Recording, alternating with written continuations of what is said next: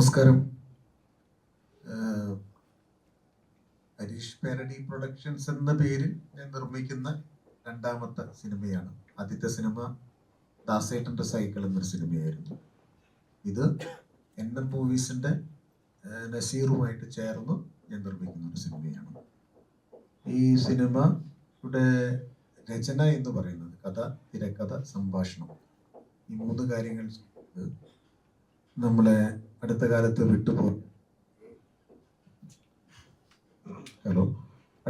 നമ്മളെ വിട്ടുപോയ A. ശാന്തകുമാറാണ്. ശാന്തൻ്റെ അവസാന സിനിമ സ്ക്രിപ്റ്റ് എന്ന് വേണമെങ്കിൽ പറയാം. നിരവധി നാടകങ്ങളിലൂടെ മലയാളികൾക്ക് വളരെ പ്രശസ്തനായ മനുഷ്യനായിരുന്നു ശാന്തൻ. അദ്ദേഹത്തിൻ്റെ ആദ്യ സിനിമ ഭൂമിയിലെ മനോഹര സ്വകാര്യങ്ങൾ എന്ന് പറയുന്ന സിനിമ ഷൈജു അന്തിക്കാട് സംവിധാനം ചെയ്ത സിനിമ. അതിലും ഞാനും ചെയ്തിട്ടുണ്ട്, നീഷ ചെയ്തിട്ടുണ്ട്, ഞങ്ങളെല്ലാവരും ചെയ്ത സിനിമ തന്നെയായിരുന്നു. അതിനുശേഷം അദ്ദേഹം എഴുതിയൊരു സ്ക്രിപ്റ്റായിരുന്നു. അത് സ്ക്രിപ്റ്റിനോടുള്ള ഒരു വല്ലാത്ത ഒരു ആത്മബന്ധമായിരുന്നു. സത്യത്തിൽ ഞാനിതിൻ്റെ ഒരു നിർമ്മാണ പ്രക്രിയയിലേക്ക് കൂടി കടക്കാനുള്ള കാരണം അങ്ങനെയാണ് ഈ സിനിമയിൽ എത്തിച്ചേരുന്നത്.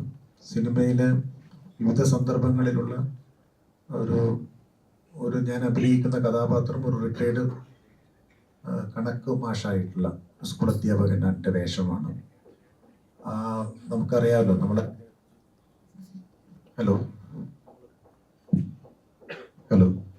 നമ്മളൊക്കെ ജീവിക്കുന്ന സാഹചര്യങ്ങളിലൂടെ നിരവധി അധ്യാപകരെ, നമ്മളെ പഠിപ്പിച്ച അധ്യാപകരൊക്കെ ഉണ്ടാവും.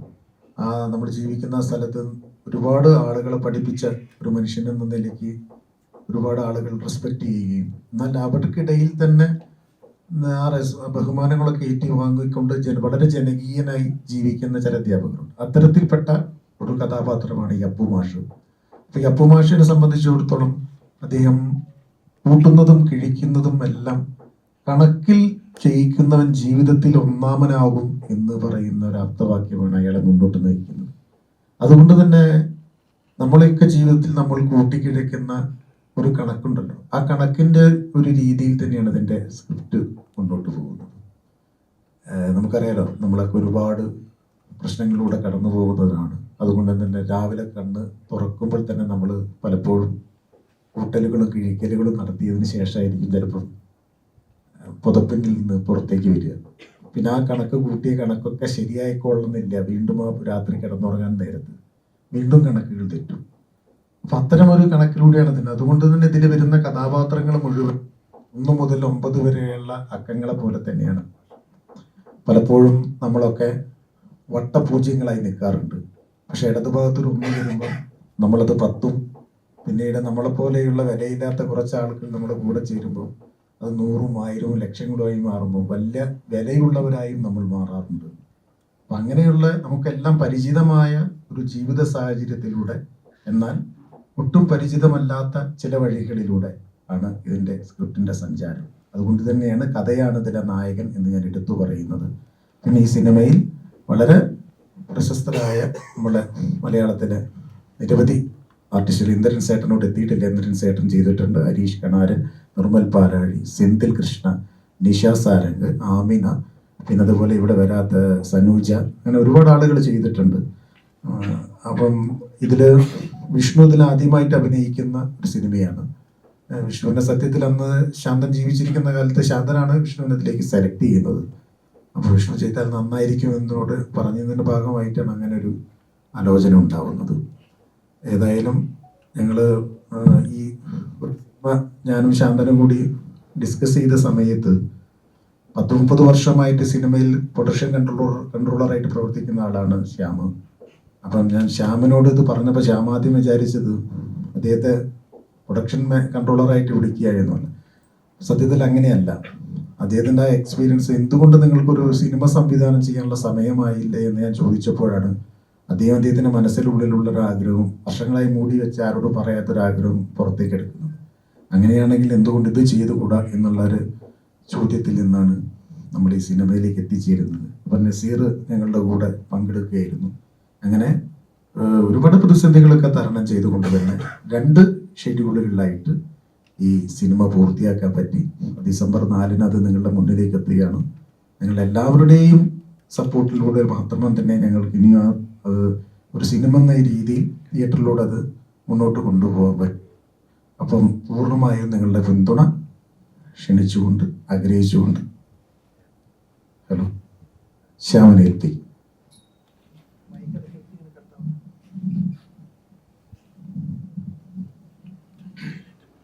എല്ലാവർക്കും നമസ്കാരം. വളരെ വർഷങ്ങളായി ഞാൻ സിനിമയിൽ പ്രൊഡക്ഷൻ കൺട്രോളറായിട്ടാണ് ജോലി ചെയ്തത്. അപ്പോൾ കുറേ വലിയ വലിയ ഡയറക്ടേഴ്സിൻ്റെ ഒപ്പവും ക്യാമറമാൻ്റെ ഒക്കെ ഒപ്പവും വലിയ വലിയ ആർട്ടിസ്റ്റുകളുടെയൊക്കെ ഒപ്പവും ഒക്കെ എനിക്ക് അന്ന് അവർ വർക്ക് ചെയ്ത സിനിമകളിൽ എനിക്ക് പ്രൊഡക്ഷൻ കൺട്രോളർ ആകാൻ സാധിച്ചു. അതിലൂടെ എനിക്ക് എൻ്റെ മനസ്സിൽ ആ സമയത്തുണ്ടായിരുന്ന ഒരു ആഗ്രഹമായിരുന്ന ഒരു സിനിമ എന്തായാലും എൻ്റെ ജീവിതത്തിലൊരു ഒരു ലൈഫിലൊരു സിഗ്നേച്ചർ എന്നുള്ള ഒരു രീതി, അതായത് നമ്മൾ എന്നും അത് സിഗ്നേച്ചറായിട്ടുണ്ടാവും ഒരു സംവിധാനം സിനിമ ചെയ്യുക എന്നുള്ളത്. ആ ആഗ്രഹം എനിക്ക് നിറവേറ്റാൻ സാധിച്ചത് ഇപ്പോൾ ഇങ്ങനെ എൻ്റെ സുഹൃത്തും വളരെ കാലത്തെ സുഹൃത്തായ ശ്രീ ഹരീഷ് പേരടിയും നസീറും അവരിലൂടെയാണ്. അതായത് ഈ ഇദ്ദേഹത്തിൻ്റെ വീട്ടിലിരിക്കുന്ന സമയത്ത് ഇങ്ങനെ ഈ ശാന്തകുമാർ അദ്ദേഹം നമ്മളോട് കൂടെ ഇന്നില്ല. അദ്ദേഹത്തിൻ്റെ ഒരു സ്ക്രിപ്റ്റ് ഡിസ്കഷൻ്റെ കാര്യവുമായിട്ട് ഇങ്ങനെ ഇരിക്കുന്ന സമയത്താണ് അത് നല്ലൊരു സബ്ജക്റ്റാണ്. അപ്പോൾ അത് മനസ്സിലിങ്ങനെ അത് നമ്മളൊരു പ്രാവശ്യം കേട്ടാലും വീണ്ടും വീണ്ടും അതിനെക്കുറിച്ച് നമ്മൾ ചിന്തിക്കും. അങ്ങനെ ഒരു സമയത്താണ് എന്നോട് ഇദ്ദേഹം ചോദിക്കുന്നത് എന്തുകൊണ്ട് ഇത് സംവിധാനം ചെയ്തുകൂടാന്ന്. അങ്ങനെയാണ് ഞാൻ ഈ സിനിമ എനിക്ക് സംവിധാനം ചെയ്യാൻ സാധിച്ചത്. അതിലൂടെ ഒത്തിരി ആർട്ടിസ്റ്റുകളുടെ ഇതിൽ വന്ന് അവരുടെ ഒപ്പം എന്താ പറയുക ഒരുമിച്ച് വർക്ക് ചെയ്യാൻ എല്ലാം പറ്റി. നല്ലൊരു പ്രത്യേക ഒരു വളരെ നല്ലൊരു സബ്ജക്റ്റാണ്, ഒരു വെറൈറ്റി ആയിട്ടുള്ള സബ്ജക്റ്റാണ് ഹീറോ ശരിക്കും ഇതിൽ. ആ സബ്ജക്റ്റിലൂടെ ഒരേ കഥാപാത്രങ്ങൾ ഇങ്ങനെ വന്നു പോകുന്നു. അപ്പുമാഷിൻ്റെ ജീവിതം, ആ ജീവിതത്തിലൂടെയാണ് എല്ലാ ക്യാരക്ടേഴ്സും വരുന്നത്. വളരെ നല്ലൊരു എപ്പോഴും നമ്മൾ മലയാളി പ്രേക്ഷകർ നല്ലതിനെ ഇരു കൈകളിലൂടെ സ്വീകരിക്കുന്ന മലയാളി പ്രേക്ഷകരാണ് നമ്മുടെ.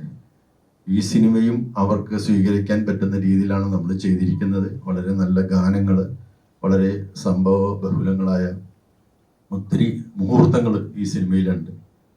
വളരെ എല്ലാ ആർട്ടിസ്റ്റുകളും അത് വളരെ ഭംഗിയായിട്ട് ചെയ്യാൻ സാധിച്ചു. മലയാളികൾ പ്രേക്ഷകർക്കും എല്ലാവർക്കും ഒരേപോലെ സ്വീകാര്യമായിരിക്കും എന്നാണ് ഞങ്ങൾ വിചാരിക്കുന്നത്. എല്ലാവരും ഈ സിനിമ കാണണം. എല്ലാവരും അതിനുള്ള സപ്പോർട്ട്, ഞങ്ങളുടെ ഈ ഒരു സംരംഭത്തിൽ എല്ലാവരുടെയും നല്ലൊരു സപ്പോർട്ട് വേണം. Thank you. ഹായ്, ഞാൻ വിഷ്ണു പേരടി. എല്ലാവർക്കും നമസ്കാരം. അപ്പോൾ നമ്മൾ മധുരക്കണക്കിൽ അഭിനയിക്കാൻ പറ്റി എന്നുള്ളത് ഒരു വലിയ ഭാഗ്യമായിട്ടാണ് ഞാൻ കാണുന്നത്. അതിനെക്കുറിച്ച് പറയുകയാണെങ്കിൽ കുറേ കാര്യങ്ങൾ പറയാനുണ്ട്. എന്നെ ഫസ്റ്റ് ഈ സിനിമയിലേക്ക് കാസ്റ്റ് ചെയ്യുന്നത് നമ്മുടെ റൈറ്റർ ശാന്തേട്ടനാണ്. ശാന്തേട്ടനാണ് എനിക്ക് ഈ ക്യാരക്ടർ ചെയ്യാൻ പറ്റുമെന്ന് ആദ്യം ബിലീവ് ചെയ്തിട്ടുണ്ടായിരുന്ന ആള്. ശാന്തേട്ടൻ ഇപ്പം നമ്മളെ കൂടെ ഇല്ല. എന്നാൽ പോലും ശാന്തേട്ടൻ്റെ ഒരു ബ്ലെസ്സിങ്സ് ആയിട്ടാണ് ഞാൻ കാണുന്നത് ഈ ക്യാരക്ടർ. പിന്നെ ഈ സിനിമയെ കുറിച്ച് പറയുകയാണെങ്കിൽ എനിക്ക് വേണ്ടപ്പെട്ട കുറേ നാളായിട്ട് അറിയാവുന്ന ആൾക്കാരൊക്കെ തന്നെ എൻ്റെ ബാക്ക്ഗ്രൗണ്ടിലുണ്ട്. ശ്യാമേട്ടനാണെങ്കിലും എനിക്ക് കുറേ നാളായിട്ട് അറിയാവുന്ന ഒരാളാണ് ശ്യാമേട്ടൻ. നമ്മുടെ ഫാമിലി ആയിട്ട് തന്നെ നല്ല ബന്ധമുള്ള ആളാണ് ശ്യാമേട്ടൻ. അപ്പം ശ്യാമേട്ടൻ ഡയറക്റ്റ് ചെയ്യുന്നു. പ്രകാശ് അലക്സ് ആണ് എൻ്റെ മ്യൂസിക്. പ്രകാശ് ഏട്ടൻ മ്യൂസിക് ചെയ്യുന്നു. അച്ഛൻ പ്രൊഡ്യൂസ് ചെയ്യുന്നു. അച്ഛൻ അഭിനയിക്കുന്നുണ്ട് ഇതിൽ. അങ്ങനെ ഇത്രപോലെ വെറ്ററൻസ് ആയിട്ടുള്ള കുറേ ആക്ടേഴ്സിൻ്റെ കൂടെ അഭിനയിക്കാൻ പറ്റുക, അത് ഒരു വലിയൊരു ഭാഗ്യമായിട്ടാണ് ഞാൻ കാണുന്നത്. ആൻഡ് എൻ്റെ ഫസ്റ്റ് പടമാണ്. കുഴപ്പമില്ലാതെ ചെയ്യാൻ പറ്റിയതെന്നാണ് എൻ്റെ വിശ്വാസം. ബാക്കി ഇതെല്ലാം വിലയിരുത്തേണ്ടത് നിങ്ങൾ പ്രേക്ഷകരാണ്, നിങ്ങളെല്ലാവരുമാണ്. 4-ാം തീയതിയാണ് പടം റിലീസ് ചെയ്യുന്നത്, December 4. അപ്പം എല്ലാവരും മാക്സിമം തിയേറ്ററിൽ തന്നെ വന്ന് കാണുക, നമ്മളെ സപ്പോർട്ട് ചെയ്യുക. Thank you. നമസ്കാരം എല്ലാവർക്കും. മധുരക്കണക്കിൽ ഞാനൊരു കഥാപാത്രം ചെയ്തിട്ടുണ്ട്. ഹരീഷ് ഏട്ടൻ്റെ വൈഫായിട്ടാണ് ചെയ്തത്. 2 പെൺകുട്ടികളുള്ള ഒരമ്മയാണ് ഈ കഥാപാത്രം. പിന്നെ ശ്യാമേട്ടനെ നേരത്തെ അറിയാം, ഹരീഷ് ഏട്ടനെ നേരത്തെ അറിയാം, ഹരീഷിനെ നേരത്തെ അറിയാം. പിന്നെ ഇതിനകത്തുള്ള ഷെന്തിലിലും മാത്രം ഞാൻ ആദ്യമായിട്ട് അഭിനയിക്കുകയാണെന്നുള്ളൂ. പിന്നെ നമ്മുടെ നിർമ്മല അത് നേരത്തെ അറിയാം, എൻ്റെ ഒരു ബ്രദറെ പോലെയാണ്. ഇതിലുള്ള എല്ലാവരും നേരത്തെ അറിയുന്ന ആൾക്കാർ തന്നെയാണ്. ഇന്ദ്രൻസ് ചേട്ടൻ്റെ ഒപ്പം ആണെങ്കിലും നേരത്തെ ഒരുപാട് മൂവീസൊക്കെ ചെയ്തിട്ടുണ്ട്. ജലധാര പമ്പ് സെറ്റൊക്കെ ഇപ്പോൾ വൈഫായിട്ടൊക്കെ ചെയ്തതാണ്. അപ്പോൾ എല്ലാം അറിയുന്ന ആൾക്കാരൊക്കെ തന്നെ ആയിരുന്നുകൊണ്ട് ഒരുപാട് സന്തോഷം ഉണ്ടായിരുന്നു. എല്ലാവരെയും വീണ്ടും വീണ്ടും കാണാൻ പറ്റുന്നത് വലിയ കാര്യം തന്നെയാണല്ലോ. ഇനിയിപ്പോൾ ഈ 4-ാം തീയതി മൂവി റിലീസാവാണ്. ഈ പടത്തിൻ്റെ മധുരമായ കണക്കുകളുടെ ആൻസർ നിങ്ങളാണ് ഇനി പറയേണ്ടത്. അപ്പോൾ 4-ാം തീയതി സിനിമ തിയേറ്ററിൽ എത്തിക്കഴിയുമ്പോൾ ഇതിൻ്റെ കണക്കിൻ്റെ ഉത്തരം പറഞ്ഞ് ഞങ്ങളെ വിജയിപ്പിച്ച് തരണമെന്ന് പ്രാർത്ഥിക്കുകയാണ്, അഭ്യർത്ഥിക്കുകയാണ്. നമസ്കാരം. ഇത്രയും ക്യാമറ ഒരുമിച്ച് കണ്ടപ്പോൾ ടെൻഷനായിപ്പോയി. അപ്പം മധുരക്കണക്ക് ഇതിൽ ഞാൻ ഇതുവരെ ചെയ്ത കോമഡി കഥാപാത്രത്തിൽ നിന്ന് കുറച്ച് മാറിയിട്ട് ചെറിയൊരു നെഗറ്റീവ്, വളരെ ചെറിയ നെഗറ്റീവ് കേട്ടോ, ഭയങ്കര ഒന്നുമില്ല, ചെറിയ നെഗറ്റീവായിട്ട്. അപ്പം അത് എല്ലാവർക്കും ഇഷ്ടപ്പെടുന്നു വിചാരിക്കുന്നത്. ഹരീഷേട്ടൻ കണ്ടിട്ട് നല്ല അഭിപ്രായമാണ് പറഞ്ഞത്. ഹരീഷേട്ടൻ ഞാൻ 10ാം ക്ലാസ് പഠിക്കുന്ന സമയത്ത് എനിക്ക് എന്നെ നാടകം പഠിപ്പിച്ച എൻ്റെ ഗുരുവാണ്. ഇതിലും ഗുരു, കാരണം ഇതിലേക്ക് കണക്ക് മാഷാണ് ഹരീഷേട്ടൻ്റെ ക്യാരക്ടർ. എൻ്റെ ക്യാരക്ടർ പുരുഷോത്തമൻ എന്ന ഒരു ക്യാരക്ടറാണ്, പരിചയക്കാരനാണ്.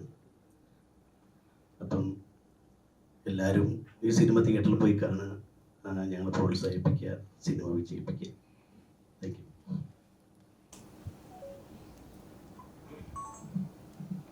നമസ്കാരം. ഈ സിനിമയെ കുറിച്ച് പറയാനുള്ളതിൽ മാക്സിമം ഇവിടെയുള്ള എല്ലാവരും പറഞ്ഞു കഴിഞ്ഞു. എനിക്കിനി പറയാൻ പ്രത്യേകിച്ച് വാക്കുകളില്ല. ഈ സിനിമയുടെ ഒരു ഭാഗമാവാൻ കഴിഞ്ഞതിൽ ഞാൻ വളരെ സന്തോഷിക്കുന്നു. ഡിസംബർ 4-ന് എല്ലാവരും ഈ തിയേറ്ററിൽ പോയി സിനിമ കാണാൻ നിങ്ങളോട് എല്ലാവരും ഞാൻ വിനീതമായി അപേക്ഷിക്കുന്നു. ഹലോ, ഞാൻ അമിന നിജാം. അപ്പോൾ ഈ പടത്തിൽ ശരിക്കും ഞാൻ വിഷ്ണുവിടെ പെയറായിട്ടാണ് ചെയ്യുന്നത്. ലീഡ് ഒരു ക്യാരക്ടറാണ്. ഒരു സിമ്പിളായിട്ടുള്ള ഒരു നാടൻ കുട്ടി ആണ്. അതന്നെ, ഒരു സിമ്പിളായിട്ടുള്ള ഒരു ക്യാരക്ടറാണ്. അപ്പോൾ ഞാൻ മുന്നേ ചെയ്തിട്ടുള്ള റോൾസിൽ നിന്നും ഒക്കെ ഒരുപാട് വ്യത്യാസമുള്ള ഒരു ക്യാരക്ടർ തന്നെയാണത്. എനിക്ക് ഇഷ്ടപ്പെട്ട ഒരു ക്യാരക്ടർ തന്നെയാണ്. ആൻഡ് മൂവി ആണെങ്കിലും ഒരു ഫാമിലിക്ക് കാണാൻ പറ്റിയ എനിക്കിഷ്ടപ്പെട്ട ഒരു സ്ക്രിപ്റ്റും ഒരു ക്യാരക്ടറും തന്നെയാണ്. അപ്പോൾ എനിക്ക് തോന്നുന്നു ഓഡിയൻസിനും അത് കാണുമ്പോൾ അതുപോലെ തന്നെ ഇഷ്ടപ്പെടും എന്നാണ് എൻ്റെ ഒരു പ്രതീക്ഷ. എന്തായാലും ഡിസംബർ 4-നാണ് റിലീസ് ആവുന്നത്. ഐ ഹോപ്പ് എല്ലാവരും തിയേറ്റേഴ്സിൽ തന്നെ പോയി കണ്ട് അത് എക്സ്പീരിയൻസ് ചെയ്യണം, സപ്പോർട്ട് ചെയ്യണം എന്നാണ് എൻ്റെ ഒരു റിക്വസ്റ്റ്. So thank you. എല്ലാവർക്കും നമസ്കാരം. മധുരക്കണക്കിലെ ഒരു ഭാഗമാവാൻ പറ്റിയതിൽ ഒരുപാട് സന്തോഷം. ഹരീഷേട്ടൻ നേരത്തെ പറഞ്ഞ പോലെ നമ്മളൊക്കെ ജീവിതത്തിൽ ചില സമയത്ത് വട്ടപൂജ്യമായിട്ട് നിൽക്കുന്ന സമയത്ത് ചിലർ നമ്മുടെ കൂടെ വന്ന് നിൽക്കുമ്പോൾ നമ്മുടെ വില മാറും. അത്തരത്തിൽ ഈ സിനിമയിൽ ഹരീഷേട്ടൻ്റെ കഥാപാത്രം നിൽക്കുന്ന സമയത്ത് കൂടെ ചേരുന്ന ആൾക്കാരുടെ കൂട്ടത്തിൽ ഒരാളാണ് എൻ്റെ കഥാപാത്രം. ദിനേശൻ എന്നാണ് കഥാപാത്രത്തിൻ്റെ പേര്. ഞാൻ ഇതുവരെ ചെയ്തിട്ടില്ലാത്ത ഒരു ക്യാരക്ടറാണ്. ഇച്ചിരി അഭിനയിച്ച് നമുക്ക് അത്യാവശ്യം അഭിനയിക്കാനൊക്കെ ഉള്ള ഒരു ക്യാരക്ടറായിരുന്നു. അപ്പോൾ അത് നല്ല രീതിയിൽ ചെയ്തു എന്നാണ് എൻ്റെ ഒരു വിശ്വാസം. ഇനി നിങ്ങൾ ഡിസംബർ 4-ന് തിയേറ്ററിൽ പോയി കണ്ട് ഈ പടം വിലയിരുത്തുക, സപ്പോർട്ട് ചെയ്യുക. Thank you. ഈ രാവിലെ തൊട്ട് തുടങ്ങിയ ഇൻ്റർവ്യൂ ആണ്. അതിലേറെ ഒരു ചാനൽ വരുന്നു, അവർ ഞങ്ങൾ 4 ടീമായിട്ടിരിക്കുന്നു, ഫുള്ള് ചിരിയും കളിയും തമാശയായിട്ടിരുന്ന്. ഇത് ഒരുപാട് ചാനലുകളുണ്ട്, ജനങ്ങളുടെ മൊത്തം ഉറ്റുനോട്ടമായതുകൊണ്ട് എല്ലാവരും മണിമണിയായിട്ട് ഓരോരോ വാക്കുകൾ പറഞ്ഞ് അവസാനിപ്പിക്കാനല്ലാണ്ട് കൂടുതലായിട്ടൊന്നും ചിരിയും കളിയൊന്നുമില്ല.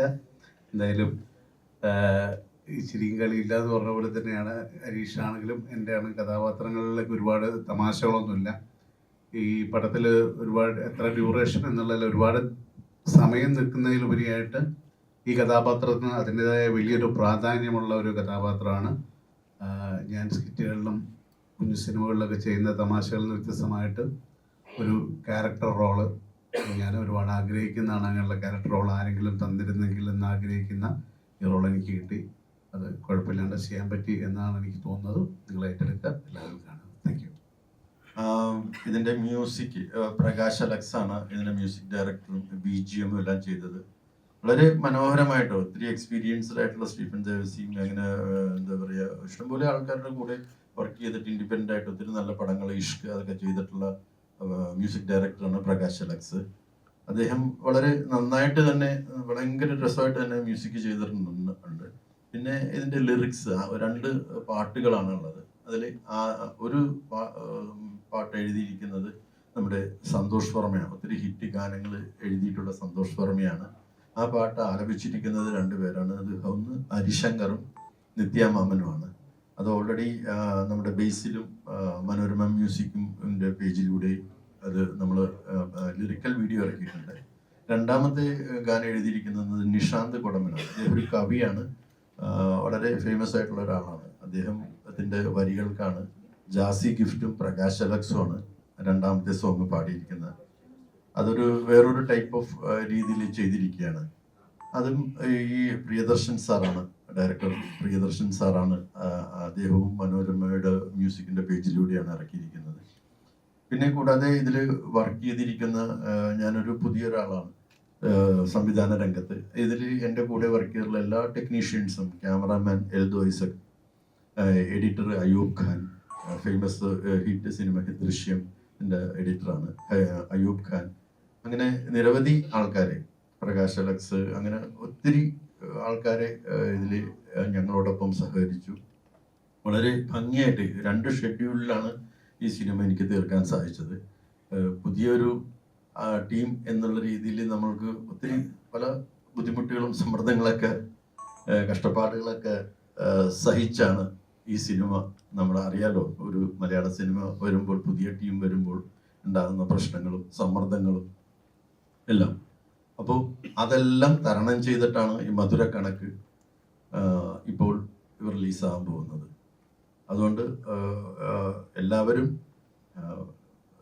നല്ല രീതിയിൽ ആ സിനിമ തിയേറ്ററിൽ വന്ന് കണ്ട് അതിൻ്റെ എക്സ്പീരിയൻസ് നന്നായിട്ട് വന്ന് നല്ല രീതിയിൽ വിജയിപ്പിക്കണം. പ്രത്യേകിച്ച് എല്ലാവരോടും അത് കാണണം എന്ന് പറയുകയാണ്. നന്ദി. പ്രൊഡ്യൂസറായിട്ട് 2ാമത്തെ സിനിമയാണ്. അപ്പം മധുരക്കണക്ക് എന്തുകൊണ്ടാണ് പ്രൊഡ്യൂസ് ചെയ്യാന്ന് തീരുമാനിച്ചത്? ഇതിലേക്ക് അഭിനയിക്കാനും എന്തായിരുന്നു കാരണം, പ്രധാന റോളിൽ തന്നെ? ഇതില് ശാന്തനും ഞാനും തമ്മിൽ വർഷങ്ങളായുള്ള ആത്മബന്ധമുള്ള സുഹൃത്തുക്കളാണ്. ഞാൻ ലോഹിയേട്ടനൊക്കെ ജീവിച്ചിരിക്കുന്ന കാലത്ത് തന്നെ ശാന്തനെ സിബി സാറിന് പരിചയപ്പെടുത്തിയ ആളാണ്. സിബി സാറിന് അന്ന് ശാന്തൻ പറഞ്ഞ സ്ക്രിപ്റ്റ് വളരെ ഇഷ്ടപ്പെടുകയും ചെയ്തതാണ്. നമുക്കറിയാലോ, പക്ഷെ സിനിമ പല കാരണം കൊണ്ട് ചിലപ്പോൾ നടക്കാതിരിക്കും. അങ്ങനെ നടക്കാതെ പോയതാണ്. ശാന്തൻ അത് നാടകമാക്കുകയും നിരവധി വേദികൾ കളിക്കപ്പെടുകയും ചെയ്തു. അപ്പം ശാന്തൻ തന്നെ ജീവിച്ചിരിക്കുമ്പോൾ പറഞ്ഞിട്ടുണ്ട്, ഞാൻ ഒരു സിനിമാക്കാരനാവണം എന്ന് എന്നേക്കാൾ കൂടുതൽ ആഗ്രഹിച്ച ആള് ഹരീഷാണ് എന്ന് പറഞ്ഞിട്ടുണ്ട്. അപ്പൊ ശാന്തന്റെ 2ാമത്തെ സിനിമയാണ് ശരിക്കും. ആദ്യം ഭൂമിയിലെ മനോഹര സ്വകാര്യങ്ങൾ, അത് ഷൈജുയുടെ നിർബന്ധം കൊണ്ട് അവൻ എഴുതിയതാണ്. അപ്പൊ ശാന്തൻ ആയിട്ട് ഞാനിത് പ്ലാൻ ചെയ്ത് കഴിഞ്ഞ് അവൻ വിട്ടുപോയപ്പം അതിൻ്റെ ഒരു ധാർമ്മിക ഉത്തരവാദിത്വം, സാംസ്കാരിക ഉത്തരവാദിത്വം എൻ്റേത് ആണ്. അതിനോടുള്ള ഒരു ആത്മബന്ധം എനിക്ക് വർദ്ധിക്കുകയാണ് ചെയ്യുന്നത്. അപ്പം അവൻ ജീവിച്ചിരുന്നെങ്കിൽ എനിക്കൊരു ഫോൺ കോൾ മതി, എടാ വിചാരിച്ച പോലെ നടന്നോളാന്ന് പറയാം. പക്ഷെ അത് വിട്ടുപോയപ്പോൾ അത് പറ്റില്ല. അപ്പൊ ആ ആത്മബന്ധം വർദ്ധിച്ചപ്പം അത് മറ്റൊരു പ്രൊഡ്യൂസർ എടുത്ത് പോയിട്ട് അങ്ങനെ കെഞ്ചി സിനിമയൊക്കെ ഒന്നും നമ്മളെ രീതിയില്ല. നസീർ എൻ്റെ സുഹൃത്താണ്, ശ്യാമിൻ്റെ സുഹൃത്താണ്. നമ്മൾ സുഹൃത്തുക്കൾ തമ്മിൽ അങ്ങനെ നസീർ തയ്യാറാവുന്നു, ഞാൻ നസീറിന്റെ കൂടെ പങ്കെടുക്കുന്നു, അങ്ങനെയാണ് ഇതിലേക്ക് പറഞ്ഞത്. ആദ്യത്തെ സിനിമയിലാണെങ്കിലും ഒരു മകനുണ്ട്, ഇപ്പൊ ഈ സിനിമയിലായാലും. അപ്പൊ എന്തുകൊണ്ടാണ് മകനെ അഭിനയിപ്പിച്ചത്? കുട്ടികൾ പഠിക്കട്ടെ, അതൊരു തമാശ. ഇതിലേക്ക് ശാന്തനായിരുന്നു വിഷ്ണുവിനെ സെലക്ട് ചെയ്തത്. ജീവിച്ചിരിക്കുന്ന ഈ കഥാപാത്രം ചെയ്താൽ നന്നായിരിക്കുന്നത്. പക്ഷെ ഇവൻ UK-ലാണ് ഇപ്പോഴുള്ളത്, എൻഡവറിലാണ് വർക്ക് ചെയ്യുന്നത്. അപ്പം അവനത് പറ്റുമോ ഇല്ലേ എന്നുള്ളൊരു സംശയം എനിക്ക് ഉണ്ടായിരുന്നു. പക്ഷെ അവനെന്നെ വിധിച്ചതായിരുന്നു അത്. 2 ഷെഡ്യൂളായ സമയത്ത് അവനെന്നെ അത് ചെയ്യാൻ പറ്റി എന്നുള്ളതിന് വലിയ കാര്യം. പിന്നെ ശ്യാമിൻ്റെയൊക്കെ വലിയ സപ്പോർട്ട് ഉണ്ടായിരുന്നു. ഈ പുതിയൊരു ആളായിട്ട് ചെയ്യുമ്പോൾ പോലും അത് ഞാൻ വിചാരിച്ചാൽ അങ്ങനെയല്ലല്ലോ സിനിമ എന്ന് പറഞ്ഞാൽ, ഒരിക്കലും അങ്ങനെയല്ലല്ലോ. മറ്റുള്ളവരുടെയൊക്കെ ഒരുപാട് സഹകരണത്തിലൂടെ മാത്രമേ അത് നടക്കുകയുള്ളൂ. നടനും ഒരാളാവുന്നതിന്റെ ബുദ്ധിമുട്ടും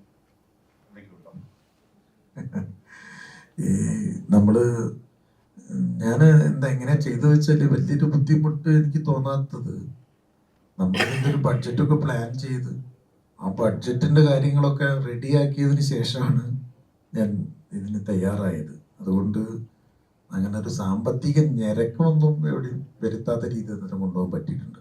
പക്ഷെ സാമ്പത്തികം നമ്മളെങ്ങനെ ഉണ്ടാക്കി എന്നുള്ളത് മറ്റുള്ളവർ അറിയണ്ട. നമ്മളത് എല്ലാം റെഡിയാക്കി വെച്ചതിന് ശേഷമാണ് തുടങ്ങിയത്. അതുകൊണ്ടാണ് നമുക്കിത് 2 ഷെഡ്യൂളിൽ തന്നെ ആവേണ്ടി വന്നത്. പിന്നെ ഇതിൻ്റെ പ്രധാന പങ്കാളി എന്ന് പറയുന്ന നസീറിൻ്റെ വലിയൊരു സഹായം എനിക്ക് ഉണ്ടായിരുന്നു. അങ്ങനെ ഞങ്ങൾ 2 പേരും കൂടി ചേർന്നിട്ടാണത് മുന്നോട്ട് കൊണ്ടുപോയത്. ഒരു സംശയം എല്ലാവർക്കും വരാം. അതായത് അച്ഛൻ പ്രൊഡ്യൂസർ ആയതുകൊണ്ടാണോ മകൻ നായകനായത്, അതോ മകൻ നായകനായതുകൊണ്ടാണോ അച്ഛൻ പ്രൊഡ്യൂസർ ആയത്? ഇതില് സത്യത്തിൽ നിങ്ങൾ സിനിമ കണ്ടു കഴിഞ്ഞാൽ നിങ്ങൾക്ക് അത് മനസ്സിലാവുള്ളൂ. അതിന്റെ മുന്നേ നമുക്കുള്ളത് വെളിപ്പെടുത്തുന്നതിനും കുറെ പരിമിതികളും ഉണ്ട്. ഇതിൽ കഥയാണ് നായകൻ എന്ന് ഞാൻ പറയുന്നത് അതാണ്.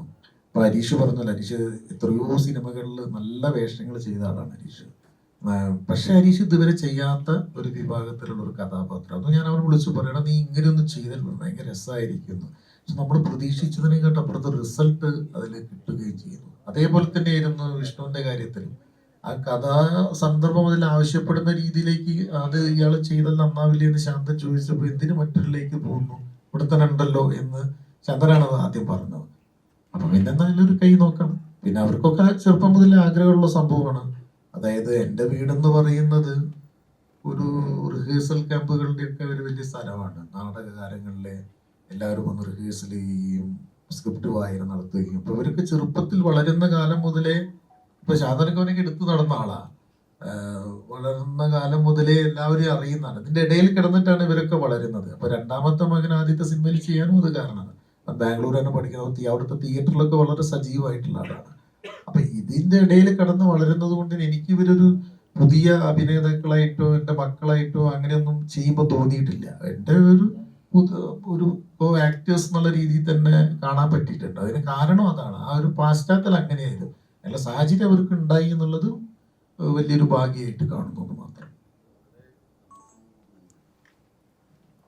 ഇപ്പോ താങ്കൾ ചോദിച്ച പോലെ ഇപ്പോ ഈ വിഷ്ണു ഒരു പുതിയ ആദ്യമായിട്ട് അഭിനയിക്കുന്ന ഒരു ഫീൽഡ്, സത്യം പറഞ്ഞാൽ ഇപ്പോ ഹരീഷ് സാർ പറഞ്ഞ പോലെ ആ ഒരു ആ വീടിന്റെ ആ ഒരു നാടകം ഇന്ന് അത് പിന്നെ ഇങ്ങനെ ആക്ടിങ് ഇതിലൊക്കെ കണ്ടു വളർന്നത് കൊണ്ട് എനിക്ക് ഭയങ്കര ഗുണമായിരുന്നു. കാരണം ഒരാൾ വരുമ്പോൾ ഞാനൊരു പുതുമുഖ സംവിധായകൻ, ഒരു പുതിയ ഒരാള് ഇങ്ങനെ ഒരു ക്യാരക്ടർ, നല്ലൊരു ക്യാരക്ടറാണ്. ആ ക്യാരക്ടർ ചെയ്യുന്ന സമയത്ത് യാതൊരു വിധത്തിലുള്ള ഒരു പുതിയ ആള് എന്നുള്ള ഒരു വിധത്തിലുള്ള ഒരു ബുദ്ധിമുട്ടും നമുക്ക് ഉണ്ടാക്കിയില്ല. റീടേക്കോ ഒന്നും പോകാതെ തന്നെ വളരെ ഫാസ്റ്റായിട്ട് ചെയ്യാൻ പറ്റിയത് തന്നെ ഇങ്ങനെ ഈ ഒരു ഇതിൽ ജീവിച്ച് വളർന്ന അച്ഛൻ്റെ ഒരു ഇതും കഴിവും ഉള്ളത് കൊണ്ടാണ്. വളരെ ഭംഗിയായിട്ട് തന്നെ വിഷ്ണു ഇതിനകത്ത് ചെയ്തിട്ടുണ്ട്. വളരെ സപ്പോർട്ടായിരുന്നു, നല്ല രസമായിരുന്നു എന്നുള്ളതാണ്.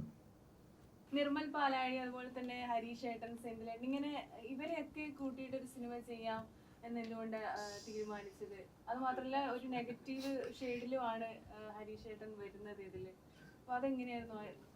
ഇതില് നമ്മൾ മനസ്സിലാകും, നമ്മളെ സിനിമയുടെ, മലയാള സിനിമയുടെ ഒരു പാരമ്പര്യം എന്ന് പറയുന്നത് അസാധ്യ ആക്ടേഴ്സായിരിക്കും ഈ ഹ്യൂമർ കൈകാര്യം ചെയ്യുക. പലപ്പോഴും ഈ മലയാള സിനിമയിൽ എപ്പോഴും പണ്ട് മുതലേ അങ്ങനെയാണ്, അസാധ്യമായിട്ട്. പപ്പുവേട്ടൻ എന്ന് പറഞ്ഞാൽ കുഞ്ഞാവക്ക എന്ന് പറഞ്ഞൊരു ആക്ടർ ഉണ്ടായിരുന്നു പപ്പുവേട്ടൻ്റെ കൂടെ.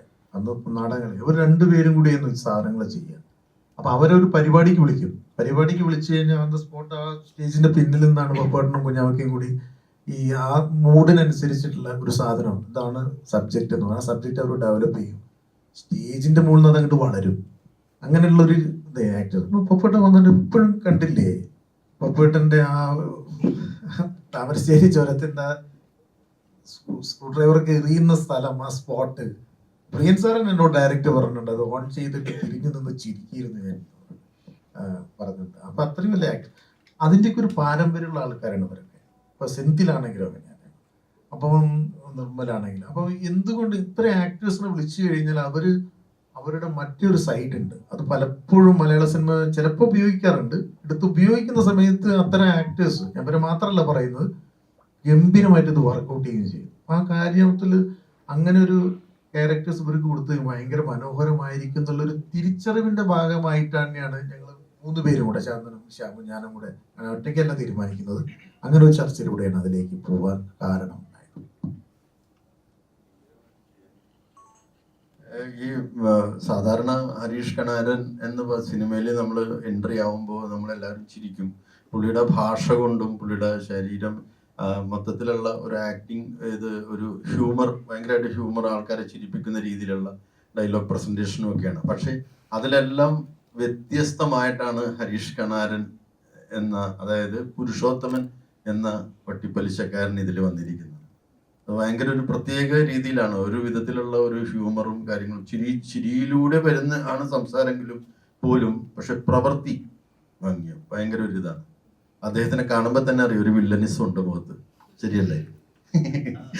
ശരി ശരി ശരി, ഓക്കെ. പക്ഷെ നന്നായിട്ട് ചെയ്തിട്ടുണ്ട് ഹരീഷ്. നല്ല ഒരു വ്യത്യസ്ത കഥാപാത്രമാണ് ഹരീഷ് കണാരന്റെ.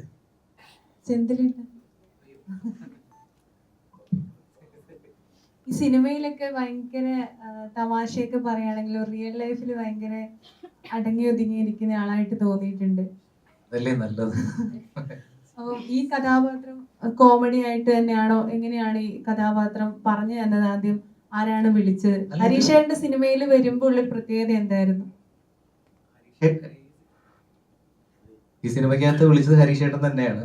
എന്നോട് ഇങ്ങനെ ആദ്യമേ ഇതിന്റെ കഥ പറയുമ്പം തന്നെ അത് ചെയ്യാനായിട്ട് നമുക്ക് ആ ക്യാരക്ടർ നമുക്ക് പെട്ടെന്ന് കിട്ടും.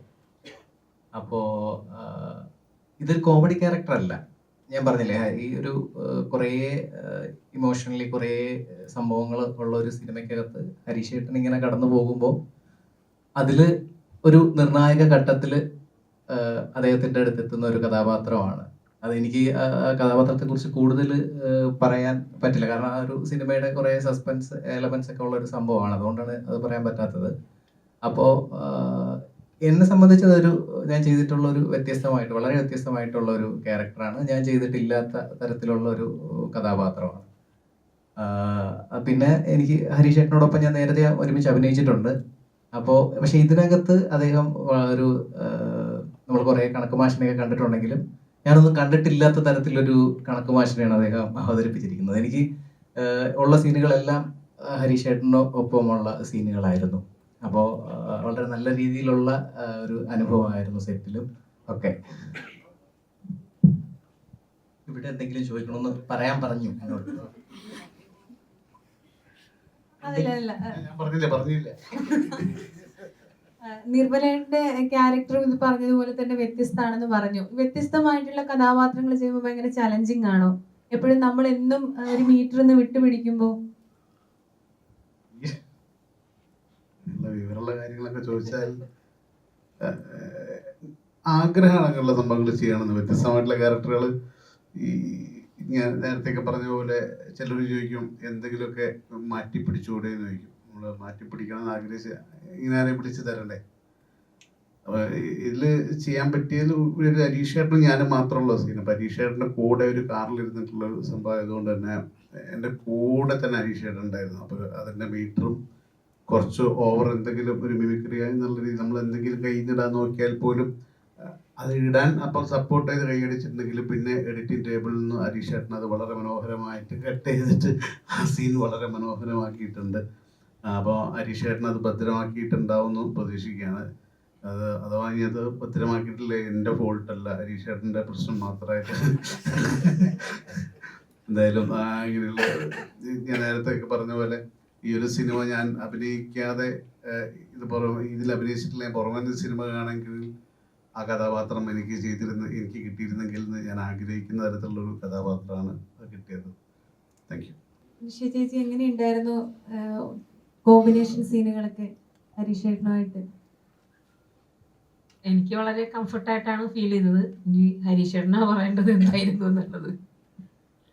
കണക്ക് മാഷ് നല്ലതായിരുന്നോ അതോ ഭയങ്കര? കണക്ക് മാഷ്, നമ്മള് ഹരീഷേട്ടനെ ഇതുവരെ നമ്മൾ കണ്ട കുറെ മൂവീസ് അല്ലെ, മലയാളത്തിലാണെങ്കിലും തമിഴിലും തെലുങ്കിലൊക്കെ ആണെങ്കിലും ഒരുപാട് ക്യാരക്ടേഴ്സ് ഹരീഷേട്ടനെ കണ്ടിട്ടുണ്ടെങ്കിലും അതിലൊന്നും കാണാത്ത മറ്റൊരു കഥാപാത്രമാണ് ഹരീഷേട്ടൻ ഇതിൽ ചെയ്തിരിക്കുന്നത്.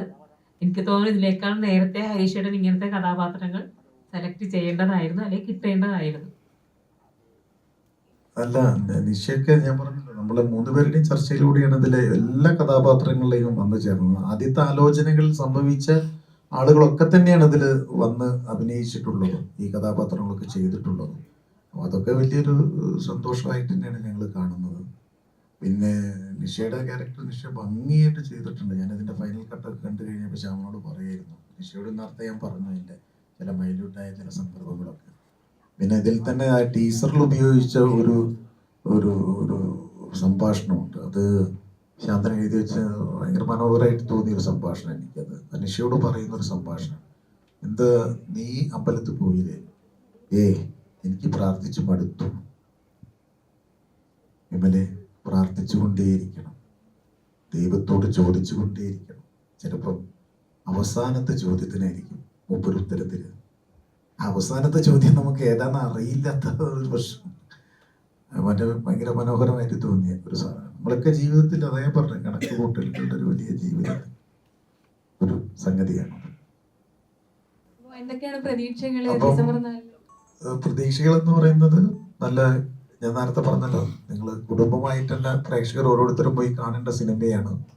അപ്പൊ ആ സിനിമ നിങ്ങളുടെ മുന്നിലേക്ക്, സത്യസന്ധമായൊരു സിനിമയാണ് നിങ്ങളുടെ മുന്നിലേക്ക് സമർപ്പിക്കുന്നത്. അത് എല്ലാവരും രണ്ട് കൈയും നീട്ടി മലയാളി സ്വീകരിക്കുന്ന പ്രതീക്ഷയോടെ തന്നെയാണ് ഞങ്ങൾ ഇപ്പോൾ നിൽക്കുന്നത്. ബാക്കി എല്ലാം ആ തുടക്ക ദിവസങ്ങളിൽ തന്നെ, ആദ്യത്തെ ദിവസങ്ങളിൽ വലിയ സിനിമകളുടെ കൂടെയാണ് ഞങ്ങളുടെ സിനിമ വരുന്നത്. അപ്പൊ അതുകൊണ്ട് തന്നെ തുടക്കത്തെ ആദ്യത്തെ ദിവസങ്ങളിൽ തന്നെ തിയേറ്ററിലെത്തിയ സിനിമ കണ്ടാൽ മാത്രമേ ഞങ്ങളുടെ സിനിമ നിലനിൽക്കുകയുള്ളൂ എന്നുള്ളൊരു സാധനം കൂടി, ഒരു സിനിമയുടെ യാഥാർത്ഥ്യങ്ങളാണ് അതൊക്കെ. അപ്പൊ അതും കൂടെ ഒന്ന് എടുത്തു പറയുകയാണ്. പിന്നെ കാണാമെന്ന് വിചാരിച്ച് നിൽക്കാതെ ആദ്യ ദിവസങ്ങളിൽ തന്നെ ഒന്ന് സിനിമ കണ്ട് നിങ്ങളുടേതായ സത്യസന്ധമായ അഭിപ്രായങ്ങൾ പങ്കുവയ്ക്കുക, ഞങ്ങളെ പ്രോത്സാഹിപ്പിക്കാം. വലിയ സിനിമ, ചെറിയ സിനിമ എന്ന് എപ്പോഴും കാറ്റഗറി ചെയ്യാറുണ്ട്. ശരിക്കും പറഞ്ഞിട്ടുണ്ടെങ്കിൽ പ്രേക്ഷകർ കണ്ട് ഇഷ്ടപ്പെടുന്ന സിനിമയല്ലേ വലിയ സിനിമ. കുറെ പൈസ മുടക്കിയാൽ ഒരു വലിയ സിനിമയാവോ? ഞാൻ കാര്യമായിട്ട് കുറെ കലാകാരന്മാർക്ക് കൂടുതൽ പേയ്മെന്റ് കൊടുത്ത് വലിയൊരു പടം പിടിച്ചിട്ട് ടെക്നീഷ്യൻസ് ഭയങ്കര ടെക്നിക്കലായി ഒരുപാട് കാര്യങ്ങൾ ചെയ്തൊരു പടം വലിയ സിനിമയാവോ? ഇല്ല. എൻ്റെ ഒരു അഭിപ്രായത്തിൽ തെറ്റാണോ ശരിയാണോ എന്ന് എനിക്കറിയില്ല. തെറ്റാണെങ്കിൽ പൊറുക്കുക. പ്രേക്ഷകർ കണ്ട് ഇഷ്ടപ്പെട്ട് ഒറ്റക്കെട്ടായിരുന്നു കൈയടിക്കുന്ന ഒരു സിനിമയല്ലേ ഏറ്റവും വലിയ സിനിമ അല്ലേ? അങ്ങനെ ആയിരുന്നില്ലേ നമ്മളല്ലേ ഇത്രയും കാലം?